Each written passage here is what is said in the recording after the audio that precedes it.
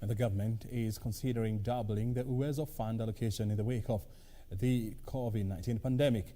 Chief Administrative Secretary in the Ministry of Youth and Gender Affairs, Shebesh, says talks are underway to increase finances to enable young people and persons with disabilities stabilize their businesses. This comes as she faulted Isiolo South leaders for failing to set up a committee to oversee the disbursement of Uwezo funds in the region. Speaking in Isiolo town when she visited to monitor and evaluate progress in the issuance of affirmative action funds, Chief Administrative Secretary in the Ministry of Public Service, Youth and Gender Affairs, Shebesh, cited it isn't fair for residents of Isiolo South to be denied access to the government funds owing to delays by their leaders to establish the requisite committee to enable them receive the funds.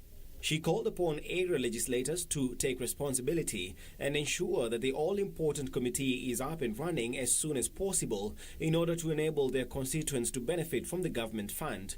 And just to register my disappointment that one of the constituencies, Isiolo South, has never set up a committee for Uwezo. And the county commissioner is in agreement with me that it is almost very unfair to people when the government has money, but because of whatever reasons, they don't have a committee. Shebesh noted that most businesses have been adversely affected by the COVID-19 pandemic, adding that the department was considering doubling the amount of money currently being offered to various groups as a bare minimum. If you walk around, you will see that many businesses have been closed down. People who are doing business of every day have no longer got any other income.